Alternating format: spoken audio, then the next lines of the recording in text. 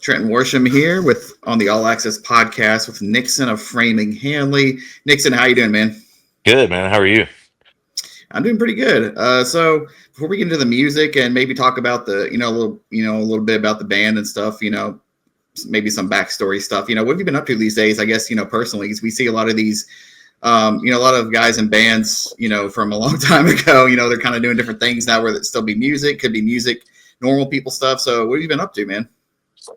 Yeah, being a dad first and foremost. Okay. Got four kids of my own. My girlfriend has three as well. So yeah, just being a dad above all else. But yeah, kind of like what you touched on. I found myself in a career outside of music about 10 years ago now, which has been great because it's what afforded me the opportunity to come back to music. Um, so yeah, other than being, a father and a corporate shill, I just still writing my ass off. Yeah, so are the kids old enough to understand what you're doing, what you have done, and what do they think about that? It's always interesting to hear about. Yeah, I mean, some of them, like I have a 15-year-old, a 12-year-old, 8-year-old, and then a almost 8-month-old daughter. Oh My wow, boys, congrats. thank you. But yeah, my oldest, who will be 16 in February, he doesn't think his dad is shit. Uh, he doesn't think anything I've done is cool, which is funny Oh because no. he will not like hesitate to reach out and ask me if he can borrow a pair of my shoes or my docs or anything like that. But my 12-year-old son and my 8-year-old son, they're definitely fans. My oldest is definitely more of a hip hop head, which is funny because I truly I am too. But when I try to talk to him about hip hop, the shit he listens to, I'm just like, yeah, this ain't it, son. I'll So be old man shouting, "Get off my lawn!" But yeah, so I guess before we I guess jump back into some old stuff. I got to ask, if they're a hip hop head, what do they think about that lollipop cover you guys did? Are they a fan of that uh, or? oh no, they think their exact word is cringe, especially the fact that especially the fact that the video is their mother and father like groping and making out. Oh. Yeah, so they definitely they don't like to talk much about that song or video. I don't think Yeah, I think it's the not a last. topic of conversation in our household.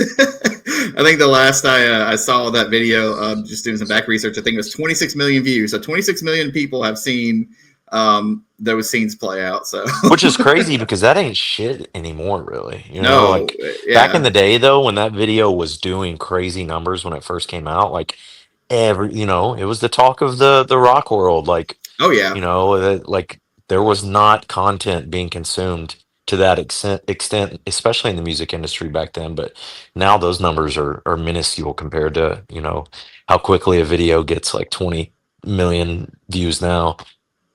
you have to think about it. What was that, like 2009 or so? So it's like Yeah, 200,000 views back then was like millions today, and so just absolutely. it, Yeah. it just was smaller. So you might see 26 million views. You're like, oh, that's cool. If a pop singer or a popular rock band drops a song that could do that now, but Right. 26 million views, I think like 15, 16 years ago over the time, that's still a lot. But yeah, for the era it was in, it is. But kids, like your kids will look that up and be like, oh, that's not Right. that's not Exactly. a Exactly. lot, which is kind of a bummer. So yeah, so I guess we can start back there. With the band and everything. So the growth, you mentioned you're a dad and everything. So the growth over those years, from starting the band till now, what I guess has changed in your life, that maybe the person you were then to the person you were now, but you're still, in this band, you're still writing music, putting out new music. Just talk about that growth a little bit, these past 15, 16 years.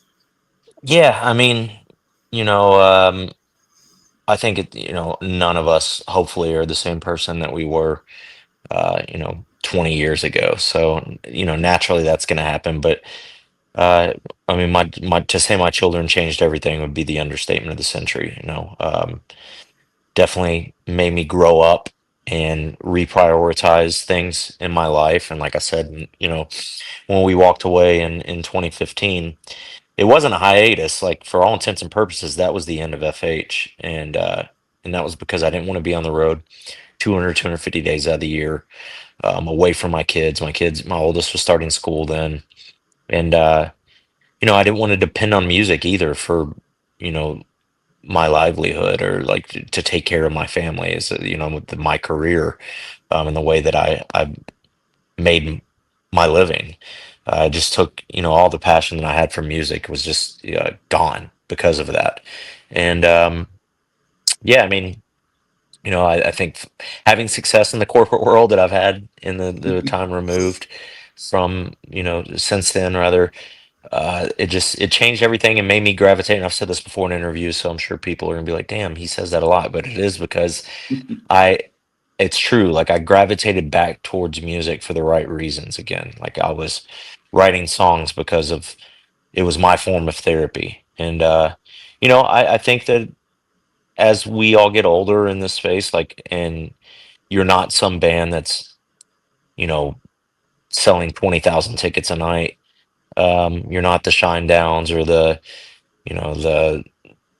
Falling in Reverses, like, for the club bands and even the bands like, that are doing like House of Blues size rooms. Like, it is harder and harder to get on that bus and be gone, majority of the year when you have families. Our Last Night, great band, Yes, yeah. perfect example. They're on their, Hmm. their final tour right now. And that's, I know that's because Trevor, said that they didn't want to be away from their kids and their families anymore. And, um, so this year we got to go back out in April and May of this year and do like a 2 week, 2.5 week run. And that's the longest tour that I've done in 10 years, Yeah. which is crazy because, most of my adult life was living in a bus or on an RV, um, crammed up with, 10 other dudes and just figuring it out. But yeah, I mean, my priorities changed with my kids and just like overall getting back to my roots and why fell in love with music in the first place. I think was a really big part of finding a new piece in my life as well. Yeah.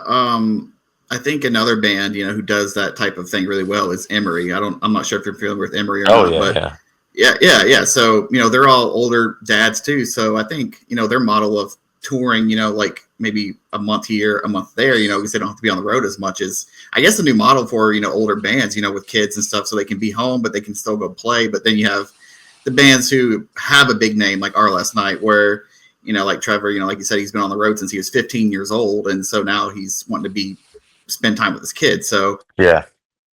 And I mean, it's when definitely an you've interesting got time for that.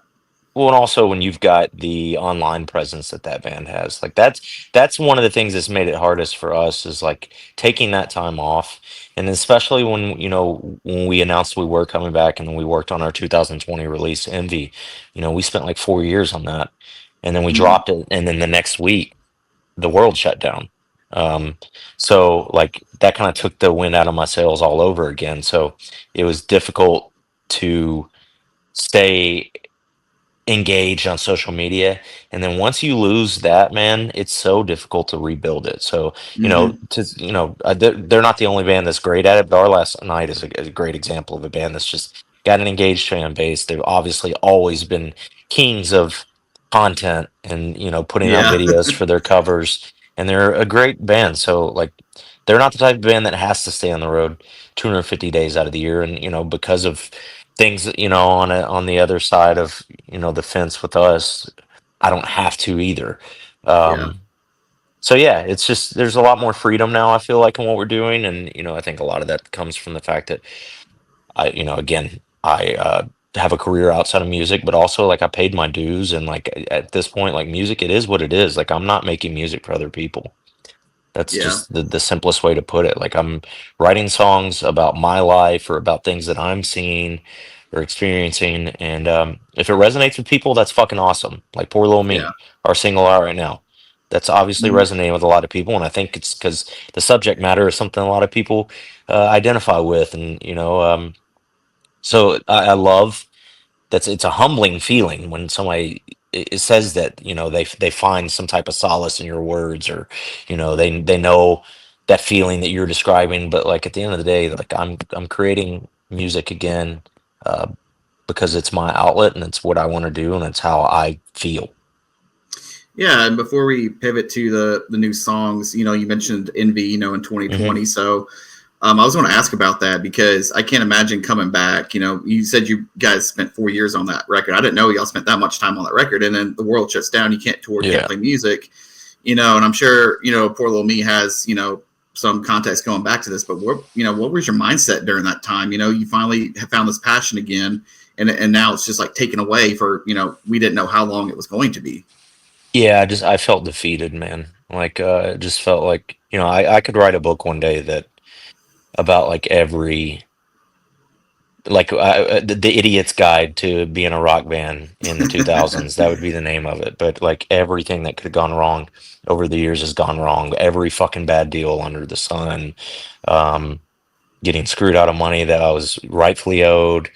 And then that one, to release Puzzle Pieces and for it to get the the steam that it had going, um, on its own. Like, it blew up streaming online while I'm working a corporate gig, like that was just a song that we were putting out. I wasn't planning on like doing this all over again, if you will. And then it's Yeah, like, yo, let's do an album. And there were probably numerous times the album was complete, but my ass was like, I don't know. I don't yeah, know if this song belongs on there. Let's let's take that one off and add another one instead. So it's kind of funny the way that worked out because due to me doing that over and over again is why the album got delayed as long as it did. And then yeah, we drop it. We have our album release the Friday or Saturday night, before everything just shut down. So it sucks, you know, tremendously because I am very, very proud of that album. I think that there's mhm, some of the up until what we're doing now, hands down, some of the coolest songs that we had written. Right again, like when I was like getting back to like the right reasons why I was writing music again. And I guarantee you there are going to be some people that hear this podcast or watch this podcast and hear the new stuff or have heard the new stuff already, but probably don't even know that the Envy album exists. So if yeah, that's you and you're listening, go check out our album Envy. Super proud of that. I think there's some really, really cool stuff on that album. But we move on. Like what else can we do? We just keep going. Like I said, it's like Benji from Good Charlotte told me many years ago, like, and then this is many many moons ago. We were backstage at the Roundhouse in London right before a show that we were playing, and some stuff was going pretty terribly on the business side for me at the time, and I'd kind of just probably polished off the better half of a bottle of whiskey, and was just like going on and on about everything that could have gone wrong, has gone wrong, blah blah blah. And he goes, "Look, man, at the end of the day, the reality is we get to live forever. Like we literally the music that we're putting out there in the world will be around for forever, very unless true. Yeah. the this current administration just uh, gets rid of the internet or something in the next 4 years, which who's going to be surprised? But no, I mean, at the end of the day, like if I think Envy, the people that maybe need to hear something on Envy or are gonna it'll find their ears, I guess is the best way to say it. So at the end of the day, I can't be too upset about it. Those songs are out there, those songs will live forever.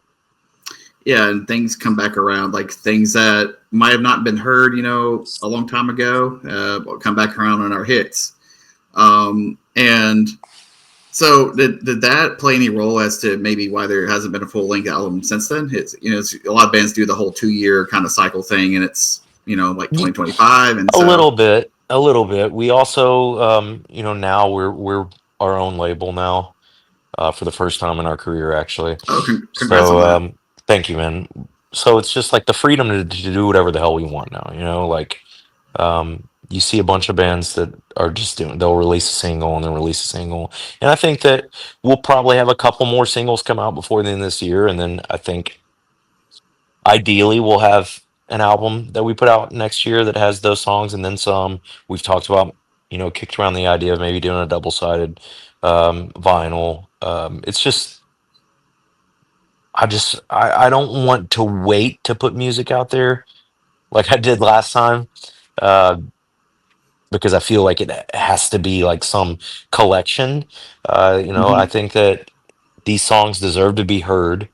I think that not only are the current fans going to be a fan of these songs, but I think that there are a lot of people out there that might not even be familiar with Framing Hanley that are gonna Yeah, dig these songs, and I just want them to be heard, man. Like I want people to know, yeah, like I'm still here. yeah. And you guys, earlier, in the summer released "Mean It," which is a part two to an older song you guys had, which has that same edge, that sound, that same aggression, and I was like, oh wow, these, they're back, they have that edge to them, and so kind of what I was saying about what goes around comes around, like what's popular back then is coming back now, especially with all the emo stuff. Have you seen a lot of excitement from the people who've been around for like the last 15 years around that song, like, oh wow, this sounds like this song, or this reminds me of this time in my life. Yeah, to me, Mean It was like the perfect. I feel like um, meeting of old FH with where we are now.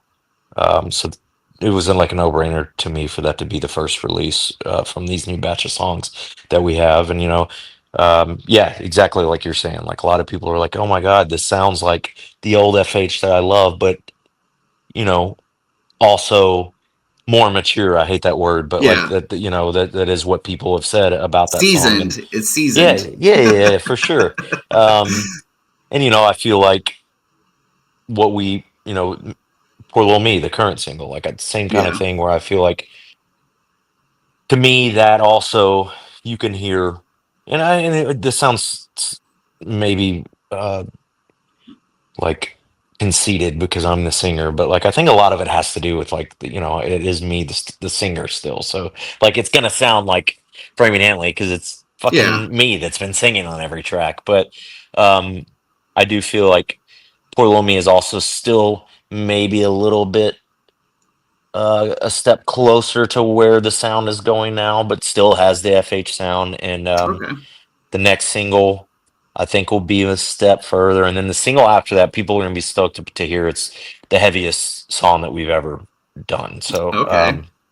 I'm very excited to share that with everyone. But like, we got this one, which is for all intents and purposes a ballad, and really the first ballad that Yeah. we ever put out as a single, I would say. The next one is like just a total vibe. Like the production on it. Like I said, I'm a really big hip hop head too. Like I love Childish Gambino, um, Okay. and just production wise, like there's some stuff on there like that I would say very Childish Gambino meets Bon Iver meets Framing Hanley. Um, Okay. Okay. so yeah, man. I mean, and that's the thing too is like doing this on our own now. There's there are no rules, and there is no like this has to sound like this can't be this type of song because that's not what we've done. Like, dude, if I want to, I'm Hmm. gonna write some country songs. I'll tell you right now, I'm gonna fucking write some Dude, country songs. Like I did that's an interview with a country singer a couple last week. She's an upcoming country singer named Erin Kinsey, and we literally talked about this. She said there are no rules with music. I yeah, want You just put out an album last year, has new singles. She's wanting to go more of a rock era, yeah, and yeah. we I were mean, talking about there's that. So it's so about the country thing is because you could, and that is popular right now. Blending all these genres yeah, of but country, I, and I'll it's say not to cut you off, but I will say that yeah. y'all alternative shit. I hate that shit. Um, I'm from Nashville, Tennessee, so if I do country, it's Okay. gonna be the real shit. Like, when Ryan and I first started playing music again back right before, we announced FH was back, we did get back together with all intents and purposes of doing like an Americana roots country project. It was gonna be called Okay. Sumner Roots. Very, I would say, heavily inspired by your Jason Isbell, like, just real storytellers. I wanted to, get back to that.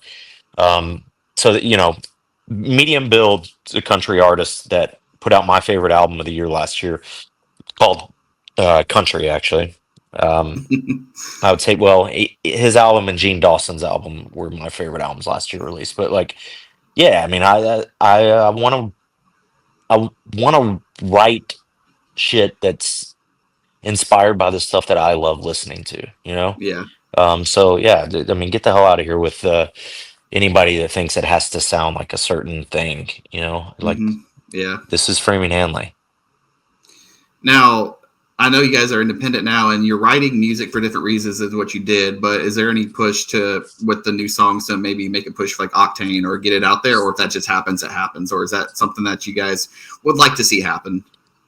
But if it happens, it happens. I would love, you know, Octane was one of the in the very beginning of the band when Hear Me Now first came out in 2007. It was the same year that Diary of Jane came out by Breaking Mm. Ben, I believe, and we were the most played song on Hear Me Now was the most played song on Octane. So like Oh they wow. were Okay. at the very beginning, they were really big supporters of FH. I think there's a lot of politicking and shit in music now, on the Mm. radio side of things. Not that that's anything new, but you know, and a lot of times to get airplay, they want to know like, are you going on tour? So it's hard for us to do that, you know, corporate dads to be able to be like, yeah, we're gonna go out for 6 months next year. So yeah, I mean, I think we'll see some airplay, uh, particularly for the one that I was talking about. Is the heaviest song uh, Yeah. in our lineage. That song's called "I Am the Reckoning." Little, well, some people have heard it because we played it live on tour, but a little breaking news there, I guess. But yeah, I Yeah. mean, you know, we'd love to have radio support. I think at the end of the day, like engaging our fan base online again is like the top priority for me because all these apps and their algorithm make it so fucking difficult just to reach your own fan base anymore. Oh yeah. Yeah. Um, so it's like I'm trying. I feel like some damn scientist trying to figure that out right now. Yeah. So you mentioned not touring as much, but this year you guys planning to do any more touring or to wrap this year up, or are you guys just focusing on the music and stuff? I'm doing a lot of like private acoustic stuff right now, just because it's easier to know my schedule, and then you know, when Stoy's available, he'll do some with me, and then I've got a buddy that'll come do some of these shows with me as well. But I would say probably as a full band, 2026 is more likely. We may close the year with a couple shows. It's been 5 years since we've had a hometown show in Nashville, which is Mm. pretty crazy. So I'd say that's long overdue. But yeah, I mean, you know, we did Sonic Temple in May. Would fucking love to do the festival circuit um, next year. So Danny Wimmer, if you're seeing this, uh, please know that Yeah. Framing Hanley would love to do more. Sonic Temple was so sick. I mean, it was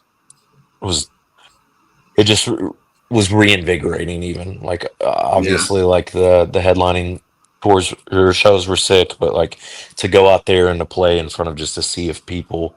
The first time we had played in front of that kind of crowd since, you know, the festival circuit that we did in Europe back in like 2010. It was just, it was like, yeah, I forgot what this feels like, you know? So, Yeah. yeah, man, I know we'll be playing some more shows in 2026. Now you're a dad.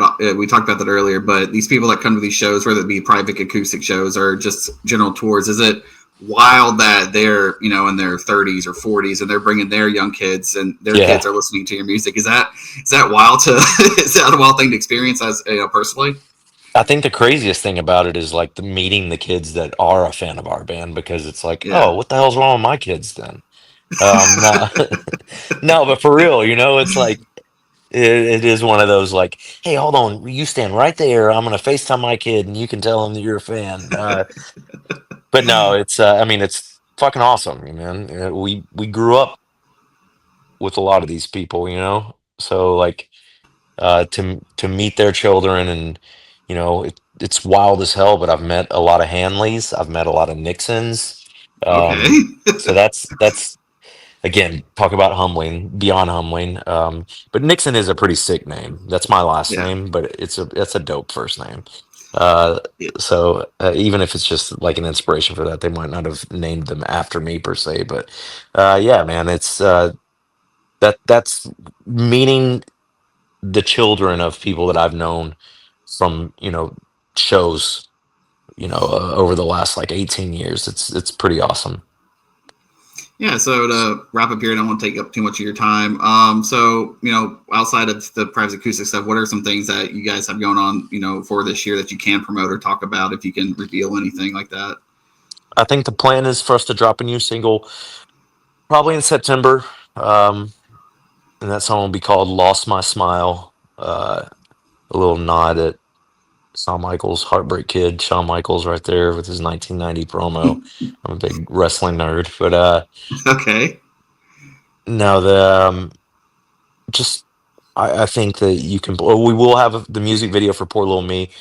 Will probably be dropping next week, so I don't know when you're going to put Okay. this out there, but Probably next week or so. Yeah. okay, yeah, we haven't announced the date, but I literally right before we jumped on here for this interview, I just gave the okay on the final version of the video. So um, I'm, and I get so like in my head about like interviews where it's like just on me, like it is right now, and that's all that fucking video is really. So it's like um, Yeah.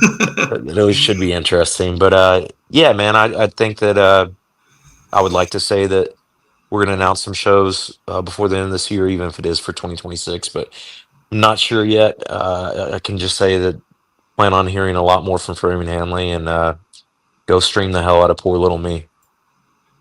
All right, man, Nixon. Well, thank you so much for your time today. The new songs are great. You have a little yin and yang there with a softer one and a heavier one to get a taste of what's coming. And I can't wait to hear the Reckoning. I believe you said it was called the heavy one. Yes, So sir.